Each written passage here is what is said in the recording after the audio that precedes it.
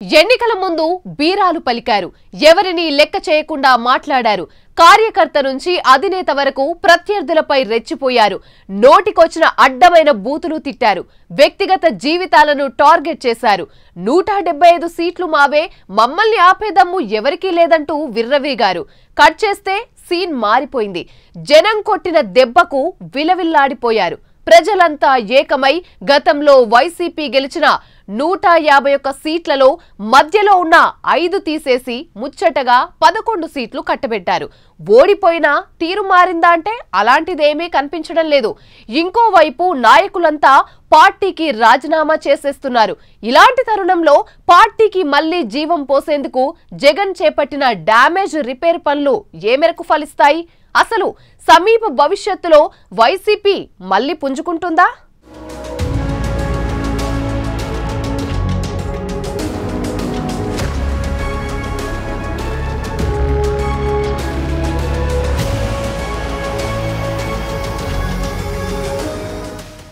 YCP అధినేత YS Jagan ప్రక్షాళన దిశగా అడుగులు వేస్తున్నారా?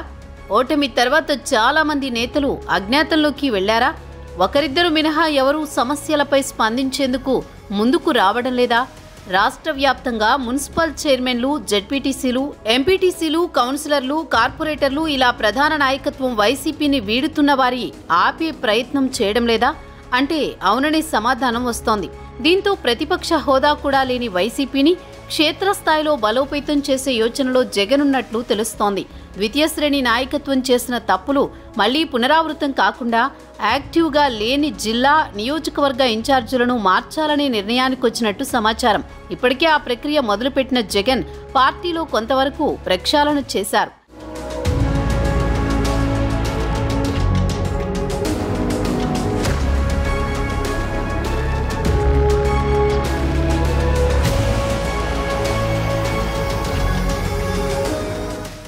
సార్వత్రిక ఎన్నికల్లో జనసేన కూటమి తిరుగులేని విజయాన్ని సొంతం చేసుకుంది. ఈ ఎన్నికల్లో ప్రజలు, ఓటర్లు వైసీపీ పట్ల తమ వైఖరిని ఓటు ద్వారా వెల్లడించారు. ఎన్నికల్లో వైసీపీని కోలుకోలేని దెబ్బతీశారు.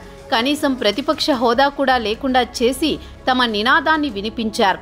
దీంతో ఓటమి తర్వాత అధినేత నుంచి గ్రామ సర్పంచ్ వరకు దిక్కుతోచని స్థితిలో పడ్డారు. గత వైసీపీ ప్రభుత్వం అనుసరించిన ప్రజా వ్యతిరేక విధానాల వల్ల ఆ పార్టీ నేతలు ప్రజల్లోకి వెళ్లలేని దుస్థితి నెలకొంది. ఓటమి తర్వాత చాలా మంది నేతలు అజ్ఞాతంలోకి వెళ్లిపోయారు. 3-4 మినహాయిస్తే ఎవరూ కూడా నియోజకవర్గ కేంద్రాల్లో ఉండడం లేదు. ఇక ప్రజలకేమో కానీ కనీసం పార్టీని నమ్ముకున్న వారి పక్షాన అండగా నిలవడం లేదంటే వైసీపీ నేతల పరిస్థితి ఎలా ఉందో అర్థం చేసుకోవచ్చు. కొంతమంది నేతలు పార్టీకి ఆల్రెడీ రాజీనామా చేసేశారు.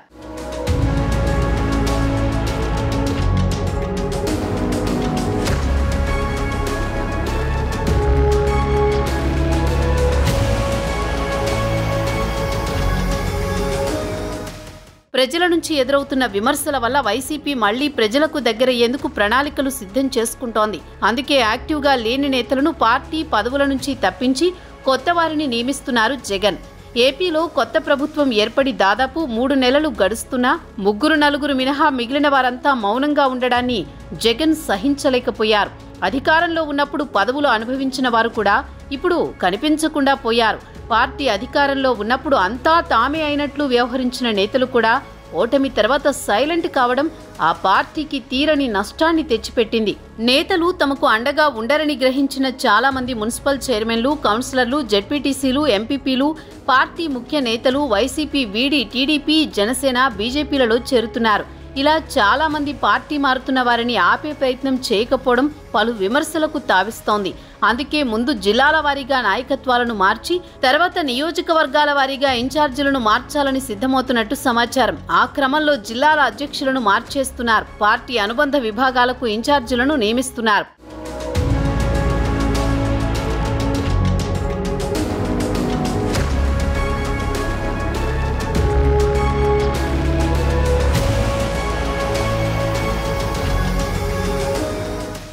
రాష్ట్రంలో వైసీపీ ఓటమి తర్వాత జిల్లాల అధ్యక్షులు, రీజనల్ కోఆర్డినేటర్లు, మాజీ ఎమ్మెల్యేలు, వైసీపీ ఎమ్మెల్యేలు, పార్టీ ప్రధాన నేతలు కూడా సైలెంట్ అయ్యారు.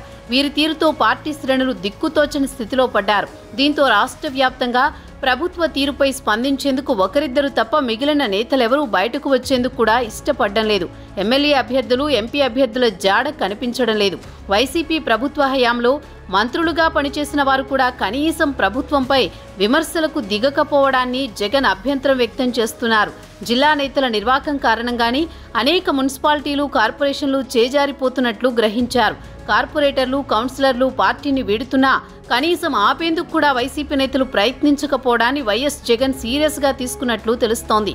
ఈ తరుణంలోనే ప్రక్షాళనకు పూనుకున్నారని తెలుస్తోంది.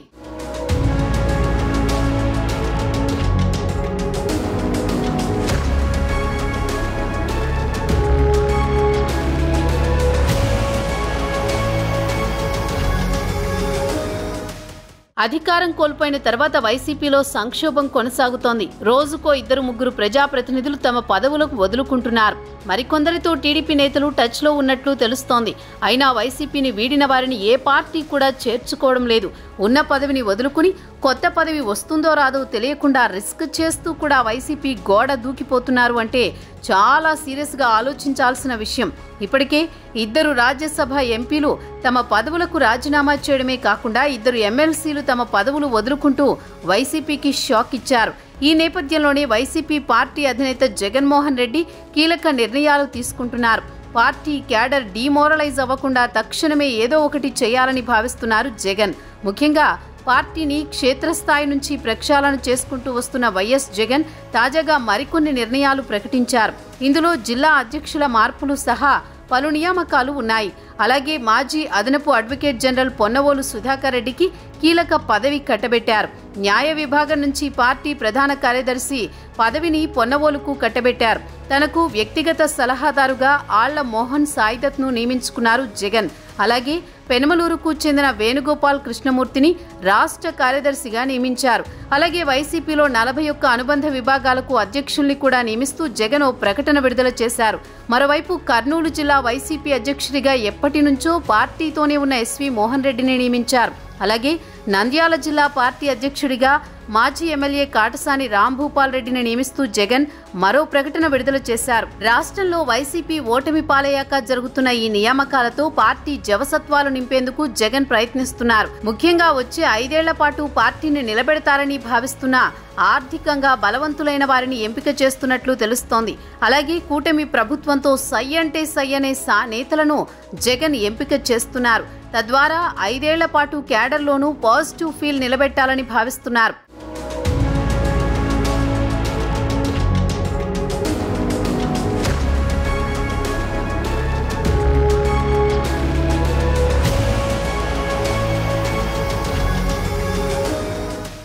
వైసీపీ పరిస్థితి నానాటికి పతనావస్థకు చేరుతుంటే కూటమి పార్టీలు మాత్రం మరింత దృఢంగా ముందుకెళ్తున్నాయి. ఎన్నికల ముందు కట్టిన కూటములు అధికారంలోకి వచ్చాక పొరపొచ్చాలుగా మారి ఇబ్బంది పడిన సందర్భాలే ఎక్కువ. కానీ చంద్రబాబు, పవన్ల ఐక్యమత్యం చూస్తుంటే కూటమి 10 కాలాల పాటు పచ్చగా ఉండడం ఖాయంగా కనిపిస్తోంది.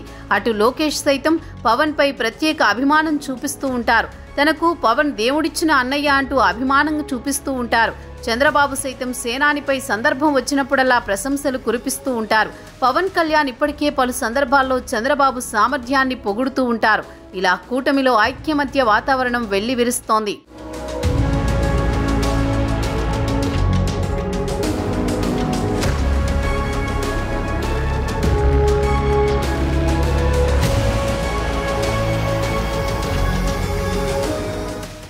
సంచలన నిర్ణయాలతో కూటమి సర్కారు దూసుకుపోతుంటే వైసీపీ పరిస్థితి నానాటికి దిగజారిపోతుంది. ఇప్పటికే చాలా మంది నాయకులు జగన్ కు గుడ్ బై చెప్పేశారు. నా అనుకున్న వాళ్ళు, దగ్గరి వాళ్ళు సైతం మాకొద్దు జగన్ అంటున్నారు. దగ్గరి వాళ్ళు, కుడి భుజం లాంటి వాళ్ళు సైతం జగన్ కు గుడ్ బై చెప్పేస్తున్నారంటేనే అర్థం చేసుకోవచ్చు వైసీపీ పరిస్థితి ఎలా తయారైందో అన్నది. భవిష్యత్తులో మరెంతమంది వైసీపీని వీడేందుకు సిద్ధంగా ఉన్నారనే ప్రచారం జరగబోతోంది. మరి రాబోయే ఉపద్రవాలను జగన్ తట్టుకొని నిలబడగలరా, పార్టీని నడపగలరా అన్నది సొంత పార్టీ శ్రేణుల్లోనే సందేహాస్పదంగా మారిన పరిస్థితుల్లో వైసీపీ అధినేత ప్రక్షాళనకు శ్రీకారం చుట్టారు. డ్యామేజ్ రిపేర్ కు ప్రయత్నిస్తున్నారు. మరి జగన్ ప్రయత్నం ఫలిస్తుందా లేదా అన్నది అన్నది తేలాల్సి ఉంది.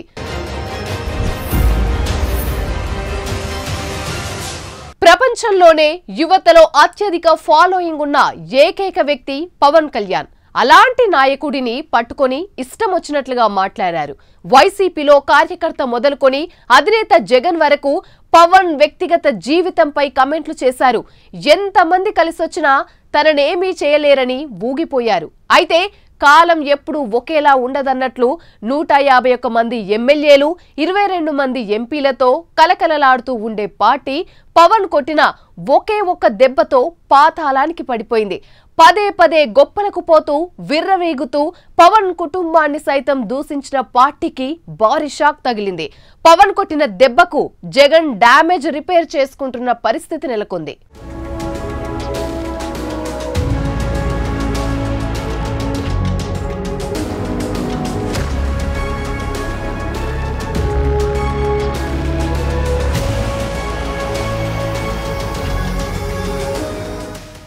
అప్పటి వరకు ఆటలో అరటిపండు అనుకోవడం, అంతలోనే ఆట మొత్తం మారిపోవడం లాంటి సీన్లు సినిమాల్లో చూస్తూ ఉంటాం. కానీ అలాంటి సీన్ను రాజకీయాల్లో చూపించిన క్రెడిట్ మాత్రం పవన్ కళ్యాణ్కే దక్కుతుంది. ఇప్పుడైతే పవన్ పవర్ గురించి అందరూ మాట్లాడుకుంటున్నారు. అతడెంత శక్తివంతుడన్న దానిపై బోలెడన్ని విశ్లేషణలు వస్తున్నాయి. కానీ 10 ఏళ్ల క్రితం ఇదే పవన్ గురించి వినిపించిన మాటలు, జరిగిన చర్చ గురించి తెలిస్తే ఆయన్ను అర్థం చేసుకోవడానికి మించి అపార్థం చేసుకున్నదే ఎక్కువన్న విషయం అర్థమవుతుంది. నిజానికి పవన్ సత్తాను గుర్తించింది చంద్రబాబు అనే చెప్పాలి. ఎందుకంటే 2019లో ఓటమి తర్వాత పవన్తో పొత్తు గురించి చంద్రబాబు ఆలోచించారు. అప్పటికీ పవన్ అనుకో కూడా ఆ దిశగా ఆలోచనలు మొదలుపెట్టింది లేదు.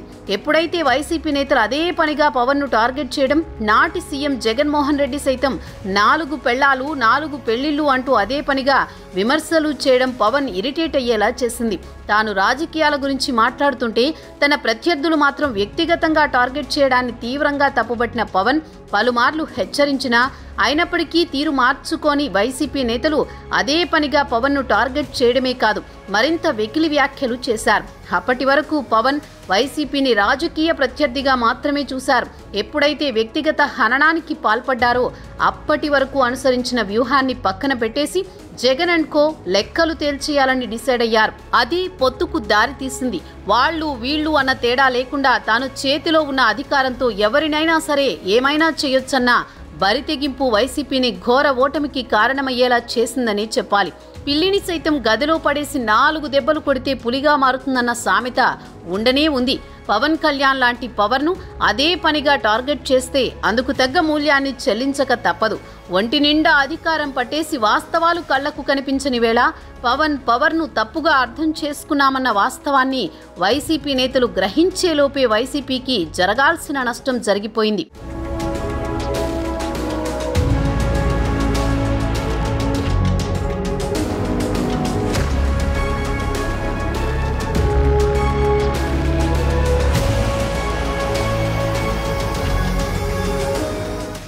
పదవిలో ఉన్న 5 ఏళ్ల కాలంలో వైసీపీ ప్రభుత్వం పవన్ కళ్యాణ్ను ఎప్పుడూ కేర్ చేయలేదు. ఆయన్ను ప్రత్యర్థిగా పరిగణించలేదు. ఆయనది తమ స్థాయి కాదన్నట్టు వ్యవహరిస్తూ వచ్చింది. పైగా పవన్ వ్యక్తిగత జీవితాన్ని పలు సందర్భాల్లో హేళన చేస్తూ వచ్చింది. తమకు టీడీపీకి మధ్య ఆటలు అరటిపండులా తీసేసింది. అదృష్టం బాలేనప్పుడు అరటిపండు తిన్నా సరే పన్ను ఇరుగుతుందని ఓ సినిమాలో డైలాగ్ ఉంది. పన్ను విరగడం కాదు, ఫ్యానుకి ఎన్నికల్లో పవర్ షాక్ తగిలింది.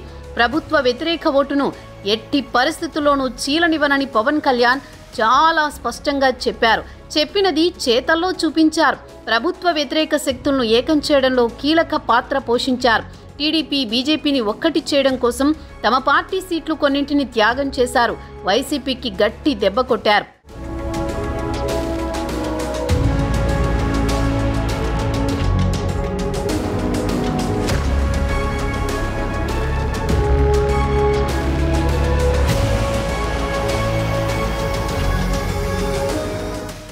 పవన్ కళ్యాణ్ దెబ్బకు బాగా నష్టపోయింది వైసీపీ. తమకు 151 స్థానాలు ఉన్నాయని, ఈసారి 175 గెలుస్తామని వైసీపీ కార్యకర్తల నుంచి జగన్మోహన్ రెడ్డి వరకు ఎంతలా బీరాలు పలికారో ప్రత్యేకించి చెప్పక్కర్లేదు.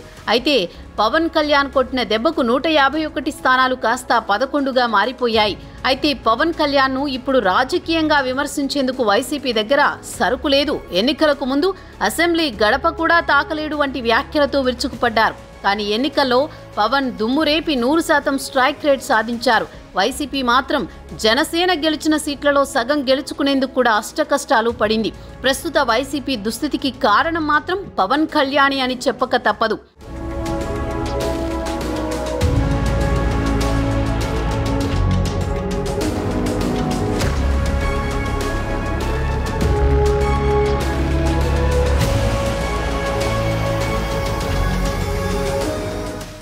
కూటమి పార్టీలు ఐక్యమత్యంతో ముందుకు సాగుతూ ఒకరిని ఒకరు గౌరవించుకుంటూ ప్రజా సమస్యల పరిష్కారానికి కృషి చేస్తున్నాయి. కూటమి పార్టీల ఐక్యమత్యం చూస్తుంటే ఉరుముకి మెరుపుతోడైతే ప్రళయ గర్జనలే అన్న సామెత గుర్తుకు రాక మానదు. ఇరు పార్టీలకు చెందిన అగ్రనేతలు చేయి కలిపితే అది జనప్రభంజనమే అవుతుంది. ఆనాడు చంద్రబాబు అరెస్ట్ చేయించింది వైసీపీ సర్కార్. యువగలం పాదయాత్రలో ఉన్న తనయుడు నారా లోకేష్ తన తండ్రి వద్దకు వెళ్లకుండా అడ్డుకున్నారు. సమాచారం తెలుసుకున్న జనసేన అధ్యక్షుడు పవన్ కళ్యాణ్ హుటాహుటిన ఏపీకి తరలివచ్చారు. అదే సమయంలో పవన్ ను అష్ట దిగ్బంధనం చేశారు పోలీసులు. అయినా వెనక్కు తగ్గకుండా నారా లోకేష్ న్యాయ పోరాటానికి తాను అండగా నిలుస్తున్నట్లు ప్రకటించారు. చంద్రబాబు జైలు నుంచి బయటకొచ్చే వరకు మద్దతుగా నిలిచిన పవన్ కళ్యాణ్ తనకు దేవుడిచ్చిన అన్నయ్య అని నారా లోకేష్ పదే పదే చెబుతూ ఉంటారు. అంటే పవన్ కళ్యాణ్ విలువ, పవన్ కళ్యాణ్ పవర్ ఎలా ఉంటుందో లోకేష్ గుర్తించారని చెప్పొచ్చు. రాష్ట్ర దీర్ఘకాలిక ప్రయోజనాలు దృష్టిలో ఉంచుకుని బీజేపీతోనూ పొత్తు కుదిర్చారు సేనాని. పవన్, లోకేష్లు ఇద్దరు ఇరు పార్టీల అగ్రనేతలుగా కాకుండా కుటుంబం అనే రాష్ట్రాన్ని కాపాడుకోవడానికి ఎన్ని త్యాగాలకైనా ఎంతటి పోరాటానికైనా రెడీ అంటూ రంగంలోకి దిగి సొంత అన్నదమ్ములాగే పనిచేస్తుండడం చూస్తుంటే వైసీపీకి నిద్ర కూడా పట్టడం లేదన్న కామెంట్స్ వినిపిస్తున్నాయి. ఎన్నికలకు ముందు కూటమిని విడగొట్టడానికి శతవిధాలా ప్రయత్నించింది వైసీపీ. ఎన్నికల తర్వాత కూడా విడగొట్టాలని ట్రై చేస్తోంది. అయితే వైసీపీ ఎంత విడగొట్టాలని ట్రై చేస్తుందో కూటమి పార్టీలు అంతగా కలిసిపోతున్నాయి. ఈ తరుణంలో వచ్చే ఎన్నికల్లో కూడా వైసీపీ కోలుకుంటుందా లేదా చర్చ వైసీపీ కార్యకర్తల్లోనే జరుగుతోంది.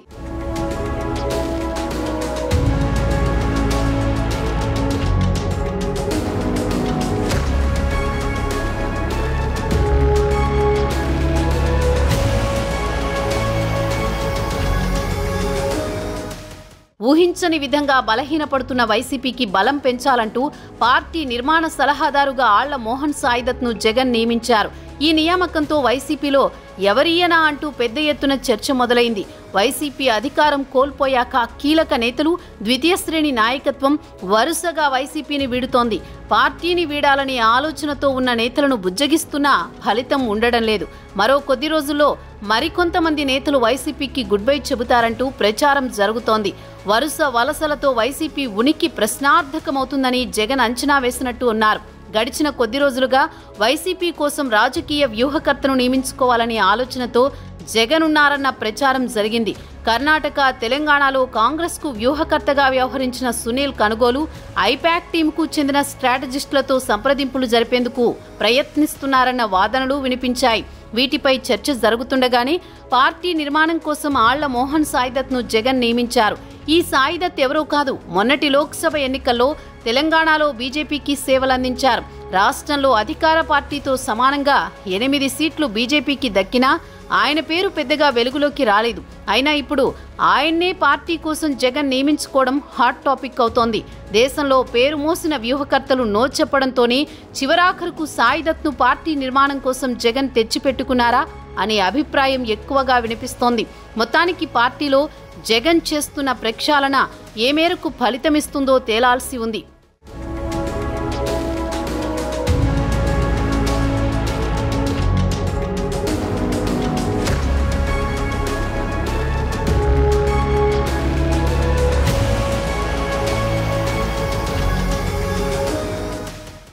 జనసేన, టీడీపీ, బీజేపీ ప్రస్తుతం కలిసిమెలిసి ప్రభుత్వాన్ని నడుపుతున్నాయి.